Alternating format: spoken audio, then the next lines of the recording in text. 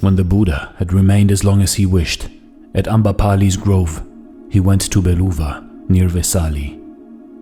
There the Blessed One addressed the brethren and said, "Mendicants, take up your abode for the rainy season round about Vesali, each one according to the place where his friends and near companions may live. I shall enter on the rainy season here at Beluva."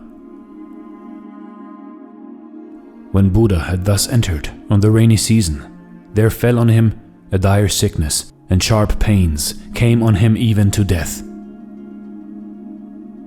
But the Blessed One, mindful and self-possessed, bore his ailments without complaint. Then this thought occurred to the Buddha: it would not be right for me to pass away from life without addressing the disciples, without taking leave of the order. Let me now, by a strong effort of the will, subdue this sickness and keep my hold on life until my time has come. And Buddha, by a strong effort of the will, subdued the sickness and kept his hold on life until his time should come, and the sickness abated. Thus Buddha began to recover, and when he had quite got rid of the sickness, he went out from the monastery and sat down on a seat spread out in the open air. And his beloved Ananda, accompanied by many other disciples, approached where the Blessed One was, saluted him, and taking a seat respectfully on one side, said, "I have beheld, Lord, how the Blessed One was in health, and I have beheld how the Blessed One had to suffer. And though at the sight of the sickness of the Blessed One, my body became weak as a creeper, and the horizon became dim to me, and my faculties were no longer clear, yet notwithstanding, I took some little comfort from the thought that the Blessed One would not pass away from existence, till at last he had left instructions as touching the order." Buddha addressed Ananda in behalf of the order, saying, "What, then, Ananda, does the order expect of me? I have preached the truth, without making any distinction between doctrine hidden or revealed. For in respect of the truth, Ananda, the Tathagata has no such thing as the closed fist of a teacher who keeps some things back.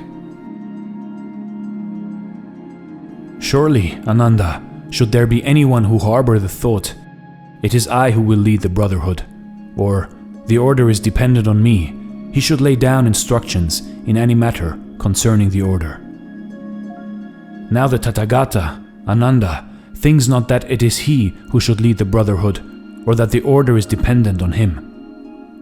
Why then should the Tathagata leave instructions in any matter concerning the order? I am now grown old, Ananda, and full of years. My journey is drawing to its close. I have reached the sum of my days. I am turning 80 years of age. Just as a worn-out cart cannot be made to move along without much difficulty, so the body of the Tathagata can only be kept going with much additional care. It is only when the Tathagata, Ananda, ceasing to attend to any outward thing, becomes plunged in that devout meditation of heart, which is concerned with no bodily object. It is only then that the body of the Tathagata is at ease. Therefore, Ananda, be you lamps to yourselves, rely on yourselves, and do not rely on external help. Hold fast to the truth as a lamp. Seek salvation alone in the truth. Look not for assistance to anyone besides yourselves.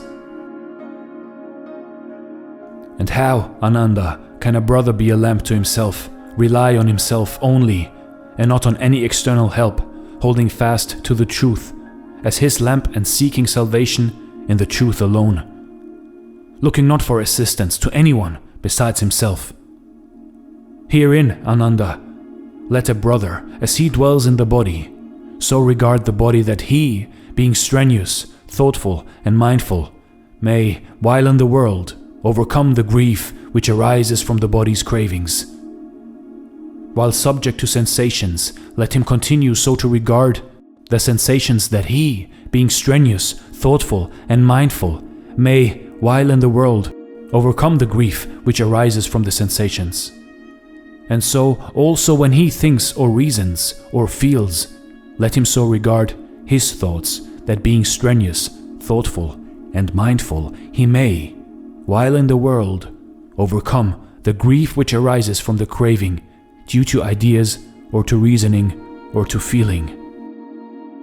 Those who, either now or after I am dead, shall be lamps to themselves, relying on themselves only, and not relying on any external help, but holding fast to the truth as their lamp, and seeking their salvation in the truth alone, and shall not look for assistance to anyone besides themselves. It is they, Ananda, among my bhikkhus, who shall reach the very topmost height.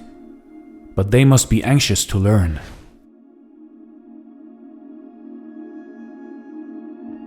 You see, in life, in your life, when in doubt, listen to your heart, listen to your gut feeling. You must be the rock standing in the ocean. If you have no one to hang on to, be your own rock, be your own savior. That is the only way that the Buddha reached enlightenment. He was dependent on himself and his thoughts and his ideas about life. This is the final message that the Buddha left for us. To find enlightenment, look inward, and inward only. Rely on yourself and not on the outer. You can know this secret, but you have to truly understand this secret with all of your being, with all of your atoms combined in your body, to truly become enlightened. This is Dare to Do Motivation Stories. Thanks for watching, and stay blessed.